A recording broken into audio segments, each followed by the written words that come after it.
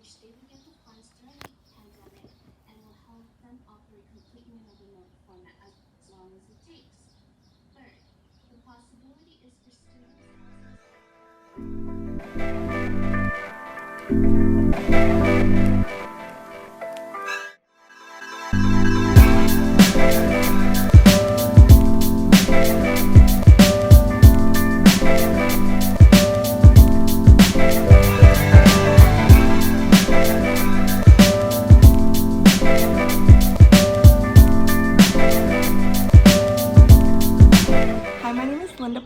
and I'm a peer educator at the Hope and Wellness Center.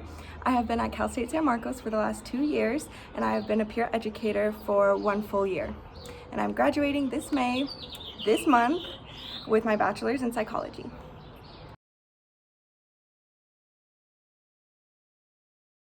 I've been journaling on and off for my whole life, and recently I mostly started getting into it and journaling almost every single day.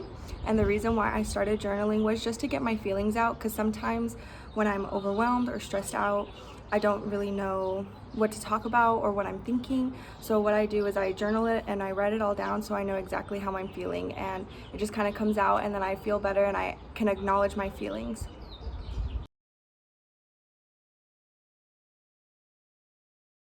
So journaling helps me because sometimes in the moment when we're stuck in a big situation, we don't really see how this will get better.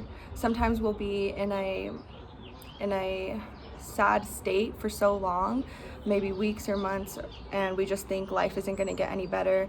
Sometimes we have a problem and it's so big we don't even know how we're going to get through it. But when I'm journaling and I journal these current events in my life or problems that are happening, and either a few months later or even sometimes like a year later, I'll go back and I'll read some of my old journal entries, and I see where I was then and where I was now and how much I learned and how much better life got. Even though I do still have like problems that I have faced today, there's some problems that happened when I was 18, 19, and I look back and I'm like, wow, I got through that.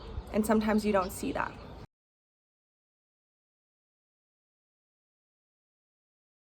So what helps me get in the mood for writing, usually I'll clean my apartment and then I'll light a candle and I sit on my couch, and I bought a journal that I thought was really pretty, that made me want to write in it and fill it up. So what I do is I clean my apartment and then I light a candle and I sit on my couch, take the journal, put it in my lap, and I sit there. And that just makes me already feel like I just want to start writing.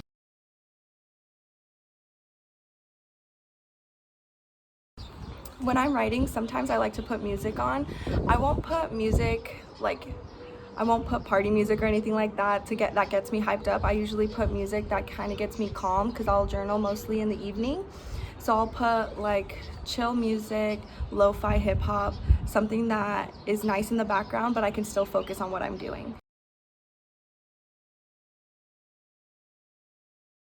What I recommend for people who want to start journaling but don't know where to start, just start talking about your day. You don't have to have a certain topic about what you're journaling about. All I say is sit down and say how you feel today. Today I went to the store, I hung out with my family, I felt good, and just start writing about your day. You don't have to start from life, you don't have to do any of that. You can just start in the moment.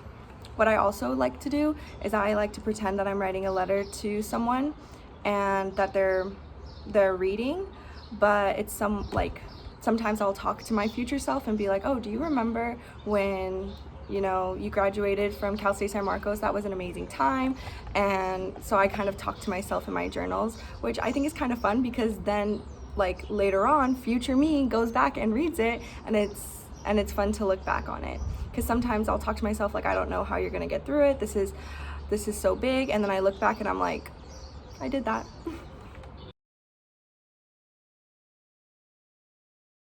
Thank you for watching this SHCS Wellness Wednesday.